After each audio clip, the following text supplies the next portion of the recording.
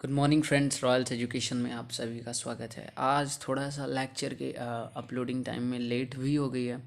इसका कारण ये है कि आज मेरी तबीयत अच्छी नहीं है एंड फीवर है थोड़ा सा, बट फिर भी लेके हाजिर हूँ मैं आपके लिए आज का करंट अफेयर सेशन। आज की तारीख है 27 अक्टूबर 2020 और हम उन इश्यूज़ की बात करेंगे, नेशनल और इंटरनेशनल लेवल के इश्यूज़ जो कि यूपीएससी के रिलेवेंस से इम्पोर्टेंट होंगे। ठीक है, तो देखिए सबसे पहले आज हम बात करेंगे राजस्थान की बूंदी के बारे में।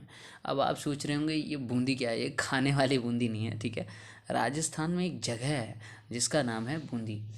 अब बूंदी की चर्चा क्यों हो रही है? देखिए, मिनिस्ट्री ऑफ टूरिज्म की जो एक वेबिनार सीरीज़ चल रही है, देखो अपना देश, जहाँ पे मिनिस्ट्री ऑफ टूरिज्म चाह रही है कि इंडिया में जो टूरिस्ट प्लेसेस हैं उनके बारे में लोगों को अवेयर करा जाए, है ना। तो उसमें बढ़ावा देने की कोशिश हो रही है राजस्थान के बूंदी को। बूंदी के बारे में आप थोड़ा सा जान लीजिए। एक हिस्टोरिकल सा प्लेस है, इसे छोटी काशी भी बोला जाता है। ठीक है, इसे बोला जाता है सिटी ऑफ स्टेप वॉल्स, मतलब यहाँ की जो वॉल्स हैं सीढ़ियों जैसे हैं इसकी दीवारें। ठीक है, इसे ब्लू सिटी भी बोला जाता है, छोटी काशी भी बोला जाता है। पुराने समय में जो इसके आसपास का एरिया था वहाँ पे बहुत सारी लोकल ट्राइब्स रहती थी, कई सारी क्षेत्रीय जनजातियां रहती थीं, जिनमें से परिहार जो जनजाति थी वो बहुत ज़्यादा प्रोमिनेंट थी, बहुत ज़्यादा वहाँ पे उनका निवास होता था। ठीक है, तो बूंदी के बारे में ये रही इतनी बात। नेक्स्ट हम बात करते हैं अमू फैल्कन्स की। ठीक है, आप नागालैंड को तो जानते ही होंगे, falcon city of the world कहा जाता है नागालैंड को। क्यों? इन्हीं पक्षियों की वजह से, अमूर फैल्कन्स की वजह से। ठीक है, तो अमूर फैल्कन्स न्यूज़ में क्यों है आपको बता दूं। ये फैल्कन्स के बारे में इस बार यूपीएससी 2020 में भी एक क्वेश्चन पूछा गया था। उसमें पूछा गया था कि कौन कौन सी बर्ड्स हैं और ऑप्शन दिए गए थे कुछ नाम, तो उसमें फैल्कन भी था एक। ठीक है, तो लगभग 8 साल पहले ऐसा न्यूज़ आता था कि रोज़ प्रत्येक दिन नागालैंड में लगभग 1 लाख अमूर फैल्कन्स का शिकार किया जाता है। इन बर्ड्स को मारा जाता है ताकि उनकी मीट के लिए उन्हें बेचा जा सके।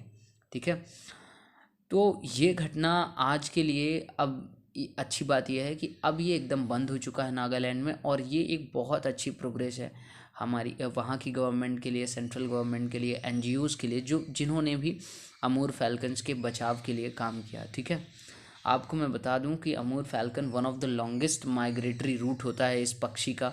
बहुत दूर तक ये ट्रैवल करती है, साइबेरिया से लेके अफ्रीका तक। ठीक है, और central government, state government, wild life expert सभी ने अमूर फैल्कन्स को बचाने के लिए मिशन चलाया था।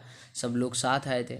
आज ये मिशन कामयाब होता सा दिख रहा है, और इसमें कहीं ना कहीं लोकल कम्युनिटीज़ का जो पार्टिसिपेशन है, जो लोगों का पार्टिसिपेशन है, वो बहुत ही अच्छा है। देखिए, एक बात आप हमेशा ध्यान रखिएगा, कोई भी अगर प्रोग्राम होता है, कोई भी स्कीम होती है, कोई भी मूवमेंट होता है, तो उसकी सक्सेस डिपेंड करती है आम लोगों के पार्टिसिपेशन में। कितना आम लोग, कितना आम जनमानस उसमें भाग लेता है, वो डिसाइड करता है किसी भी मूवमेंट या मिशन या प्रोग्राम की सक्सेस को।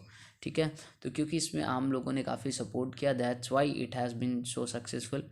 और यूनियन एनवायरनमेंट मिनिस्ट्री ने अब फैसला लिया है कि ये जो प्रोजेक्ट था अब इसे नागालैंड और मणिपुर तक ही था, अब इसे जो आसपास के इलाके हैं जैसे आसाम, मिज़ोरम एंड त्रिपुरा, यहाँ पे भी एक्सटेंड कर दिया जाएगा।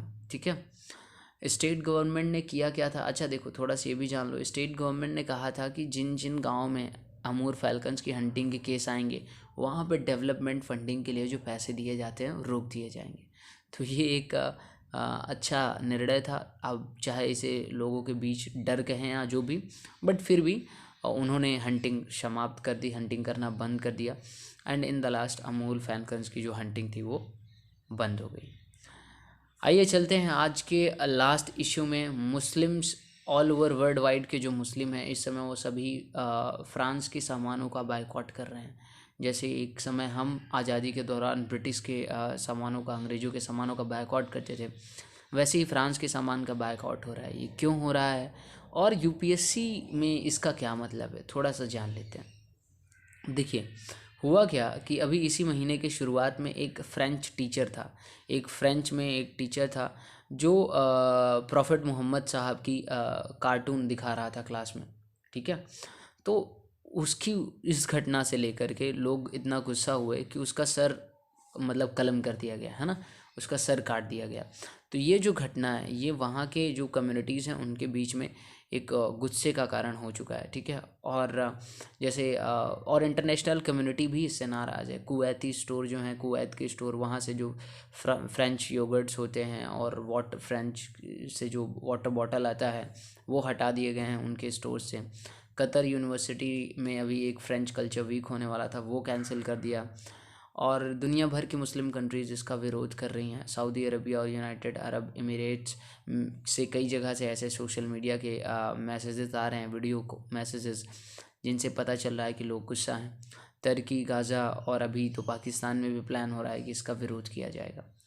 अब देखिए ये घटना यूपीएससी में कहाँ से रेलेवेंस रखती है। यूपीएससी में यहाँ से रेलेवेंस रखती है कि कल को आपसे इंटरव्यू में पूछा जा सकता है कि आप बताइए ये घटना हुई, इसमें सही कौन था, वो टीचर था या आम पब्लिक जो उसके खिलाफ प्रोटेस्ट कर रही थी। तो देखिए यहाँ पे आप ऐसा जवाब दे सकते हैं कि फ्रीडम अच्छी बात है, बट फ्रीडम का मतलब ये नहीं है कि आप किसी के रिलीजियस सेंटिमेंट्स से खेलोगे, है ना। आप किसी के रिलीजियस सेंटिमेंट्स को हर्ट नहीं कर सकते फ्रीडम के नाम पे। तो ये जो उनका कार्टून दिखाना था वो टीचर का, वो बिल्कुल ही गलत था, बिल्कुल ही नाजायज़ था। बट ये भी सही नहीं है कि लोगों ने उनका सर कलम कर दिया। एटलीस्ट उनके खिलाफ लीगल प्रोसीडिंग्स हो सकती थी और जो कानून है वो कार्रवाई करता। तो यहाँ पे दोनों ही एस्पेक्ट्स की तरफ से हमें देखना चाहिए, ठीक है। और ऐसे बहुत सारे केसेस वर्ल्ड वाइड आते रहते हैं, आप इस बात के लिए तैयार रहिएगा। भारत में भी ये देखा गया है कि जो गौ रक्षा कानून है, अभी सुप्रीम कोर्ट ने कहा कि गौ रक्षा कानून का कहीं कहीं जगह पे मिसयूज़ हो रहा है। मतलब गायों की रक्षा करने के लिए कई सारे लोगों को मारा जा रहा है। मॉब लिंचिंग के केस इस तरह से बहुत आए हैं इंडिया में। तो ये एक ऐसे कुछ सेंसिटिव इश्यूज़ हैं जिनके बारे में आपका एक ओपिनियन होना चाहिए, बैलेंस्ड ओपिनियन होना चाहिए। So that's all about today. आज के सेशन में बस इतना ही। Thank you so much. oaditya900@gmail.com ये मेरा मेल है, इस पर आप मुझे क्वेश्चन कर सकते हो। मिलते हैं कल।